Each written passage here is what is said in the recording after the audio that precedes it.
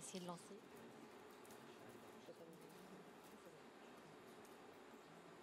Donc, merci Clément pour cette introduction.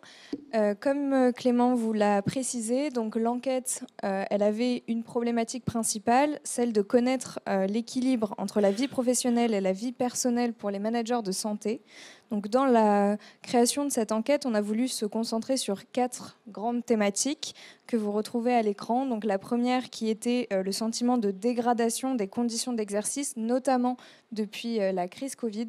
Vous allez le voir, les chiffres sont assez impressionnants, mais aussi d'identifier les facteurs de déséquilibre entre la vie professionnelle et la vie personnelle pour les managers en santé, en mettant en lumière à la fois les impacts négatifs sur la santé et la vie sociale. Donc pour nous, c'était important aussi aujourd'hui de vous présenter un focus sur ces impacts. Un manager qui est en bonne santé et qui est épanoui dans sa vie personnelle, c'est ce que nous allons voir dans l'enquête, sera plus performant et plus à l'aise, avec un focus notamment sur la conciliation entre la parentalité et la carrière, qui est un enjeu qui est revenu de façon récurrente et qui est un enjeu prégnant pour les fonctions de manager en santé. On a donc eu 549 réponses à date, en août 2024, avec une représentation des différents corps. Vous voyez les statistiques. Si on devait avoir un profil type du répondant, on a donc une majorité de femmes entre 31 et 50 ans, surtout DH, D3S et cadres de santé, qui exercent en CH ou en CHU. Donc, à partir de ce profil de répondant, vous pouvez voir 2 biais de l'enquête que l'on adresse tout de suite, qui sont donc la majorité de répondants sont des répondantes, des femmes à 73%. Donc, comme l'enquête précédente, on voit qu'il y a aussi une corrélation avec la sociologie des professions et des professionnels des managers en santé, avec aussi un deuxième biais qui est le fait qu'il y ait moins de réponses pour les professionnels en fin de carrière. Donc 71% de nos répondants et répondantes ont moins de 50 ans. Voilà.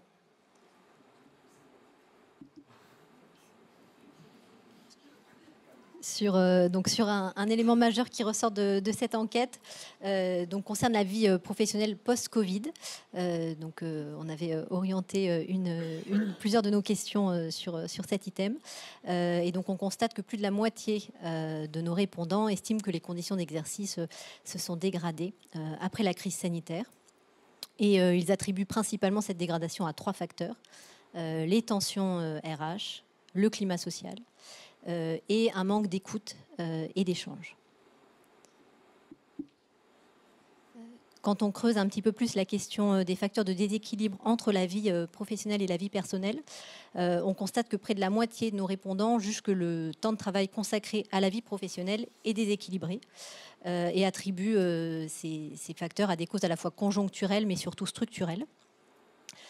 Avec un focus qu'on a souhaité orienter sur la question du manager et de sa prise en compte de ces éléments-là, avec des réponses qui sont assez intéressantes. Une part importante des répondants, 30% quand même, estiment que le supérieur hiérarchique est à l'écoute de leurs conditions de travail. Mais une part un peu plus importante considère également que le manager ne bénéficie pas forcément des leviers qui sont nécessaires à permettre une amélioration des conditions de travail de ses collaborateurs. Pour autant, on constate aussi que plus de 60% des répondants ont des aménagements qui concernent leurs conditions de travail et qui ont été probablement mises en œuvre aussi en post-période de crise sanitaire et qui concernent la mise en place du télétravail. Donc plus d'un répondant sur 2 considère que le télétravail est une modalité d'amélioration des conditions de travail. La même chose sur l'adaptation des horaires et le fait de pouvoir être flexible dans leur organisation. Donc avec des éléments positifs qui ressortent d'une part de nos réponses sur l'adaptation des conditions de travail pour nos managers. Les causes des tensions, de façon un petit peu plus précise, sont attribuées à un investissement professionnel fort. Donc 41% des répondants considèrent que leur investissement professionnel est particulièrement aigu et peut causer ces tensions avec un S.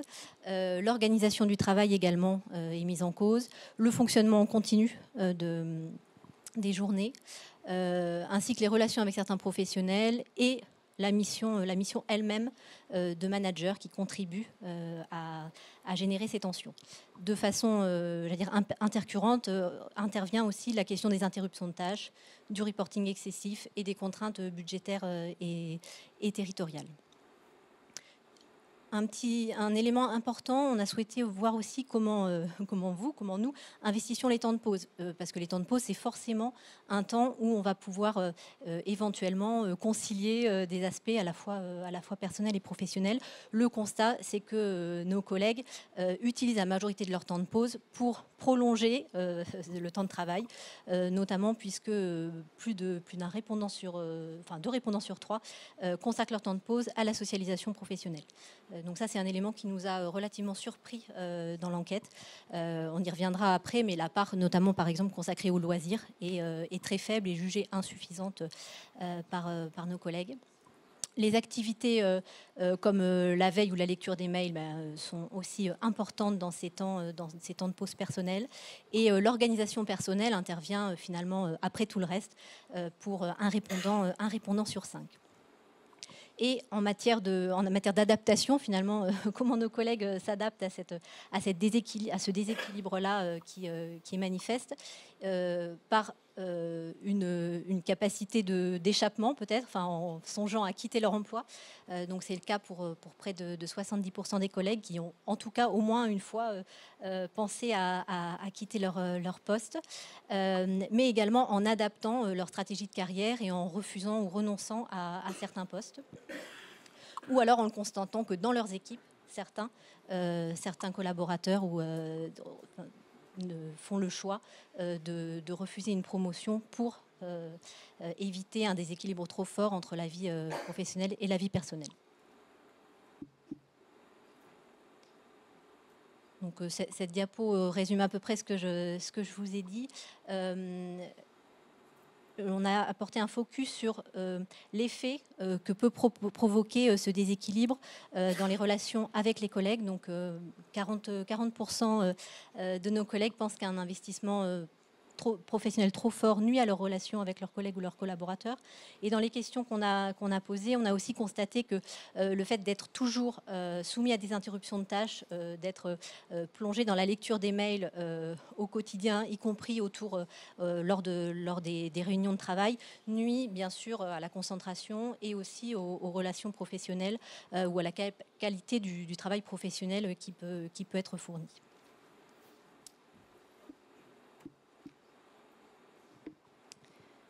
Suite à ce constat, il nous semblait intéressant de faire un focus sur les répercussions sur la santé physique et mentale avec des chiffres assez importants. Donc, vous pouvez voir notamment ce premier chiffre sur les problèmes de santé liés au travail, qui est donc de 77%. 77% des répondants et répondantes ont déclaré avoir des problèmes de santé liés au travail. Donc on a voulu aller de façon un peu plus fine dans l'analyse avec une déclinaison de ces problèmes de santé, notamment en matière de sommeil pour 83% des répondants, de poids pour 53%, donc que ce soit prise de poids ou perte de poids involontaire, et de santé mentale à 43% des répondants. En lien avec ces problèmes de santé, on peut aussi souligner l'épuisement professionnel. L'épuisement professionnel qui concerne 95% des répondants. Donc, je rappelle qu'on avait environ 550 répondants. Donc 95%, qui est donc un chiffre assez édifiant. Donc 95% qui ont déjà observé au moins un cas chez un collègue, 81% plusieurs fois, donc chez plusieurs collègues ou dans plusieurs contextes d'exercices différents, avec 53% qui en ont personnellement souffert. Donc un manager en santé sur 2 qui a répondu à l'enquête a déclaré avoir été dans une situation d'épuisement professionnel ou de burn-out.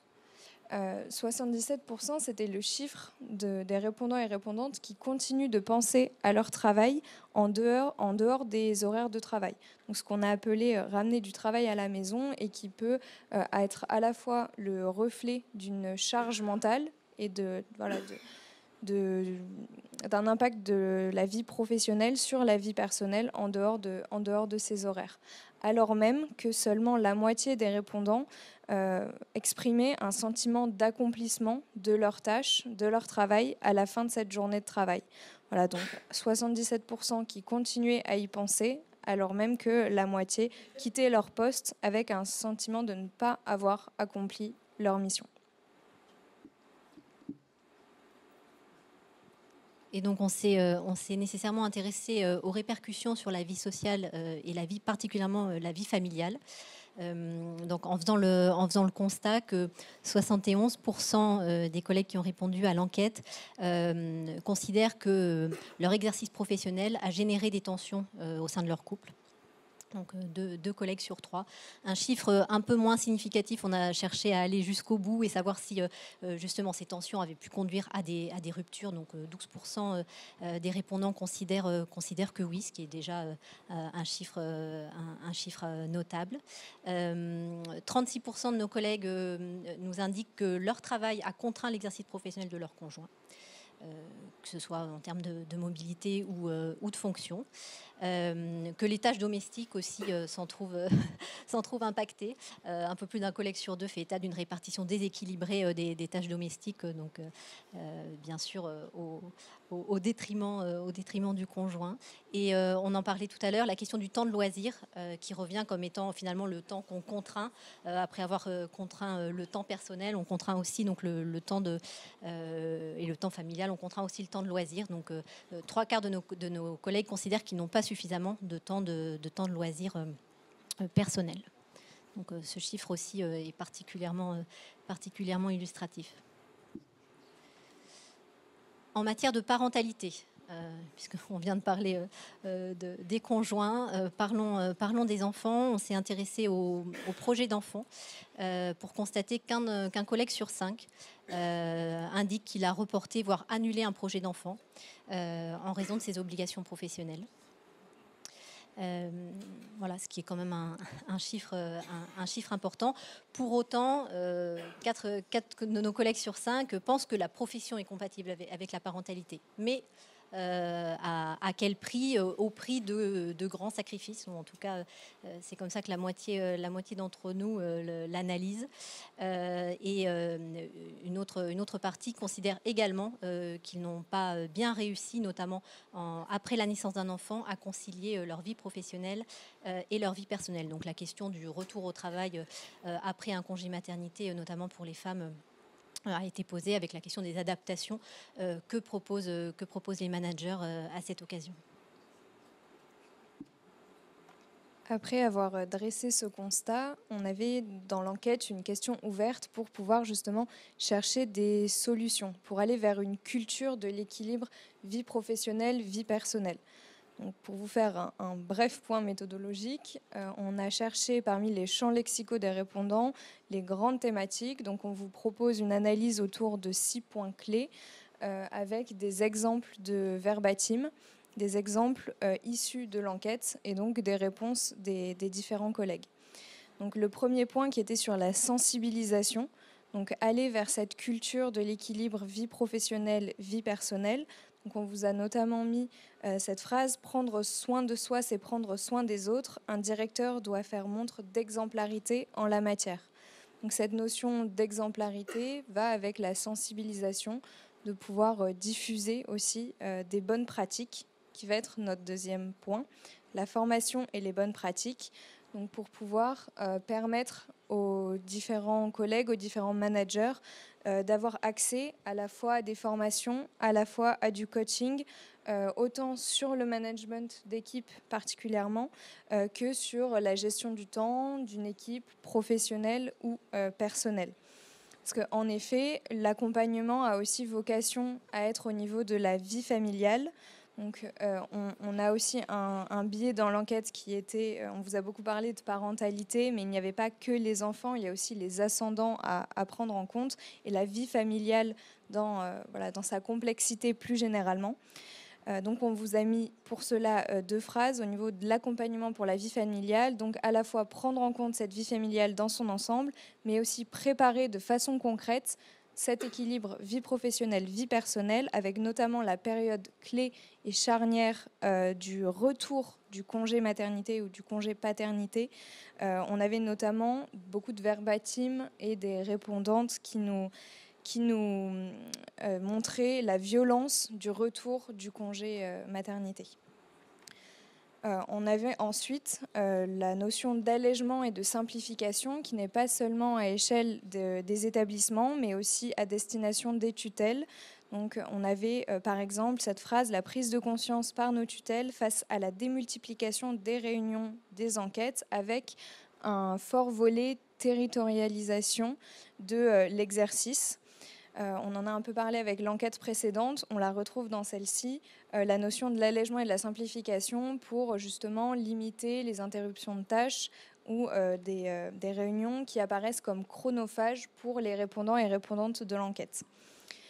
Pour ce faire, la mise à disposition d'outils qui nous semblait un levier intéressant et qui est revenu de façon récurrente, avec notamment des enjeux de réunion. Donc, ici, on voit pas après 18 heures, mais aussi de mieux former à la conduite de ces réunions pour une meilleure efficience et une performance dans le management d'équipe, par exemple.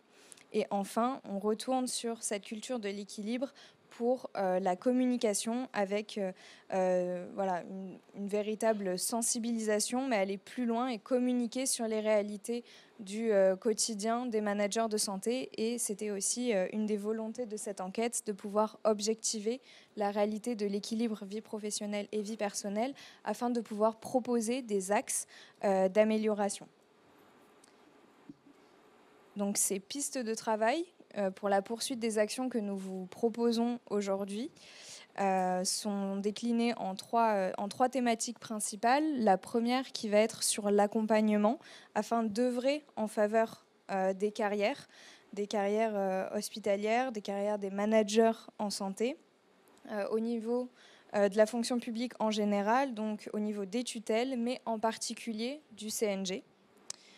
Le deuxième point, qui était donc sur la conciliation vie pro, vie perso, avec cette sensibilisation, on y revient, à une meilleure prise en compte effective. Donc vous l'avez vu, au fur et à mesure de l'enquête, il y avait des bonnes pratiques, des pistes à développer au niveau des établissements. Donc, dans des projets de gouvernance, des projets de management, des établissements de la fonction publique hospitalière.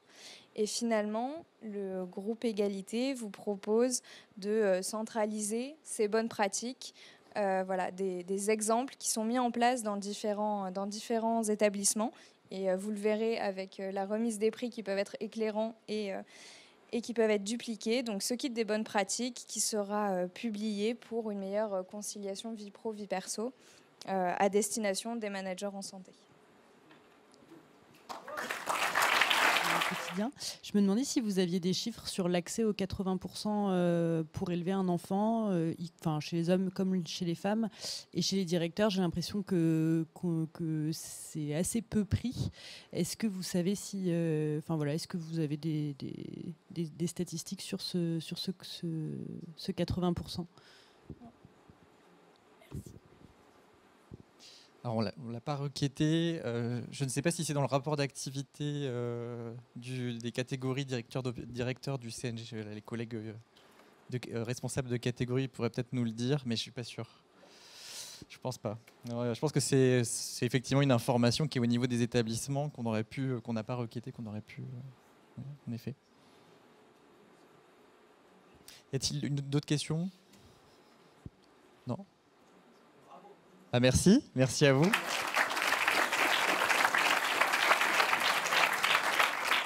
Et si je peux me permettre, chers collègues, ça veut dire que, en gros, de toutes les moyennes qu'on a vues, il y a 3/4 d'entre nous, quel que soit l'item, qui a une difficulté de conciliation vie pro, vie perso.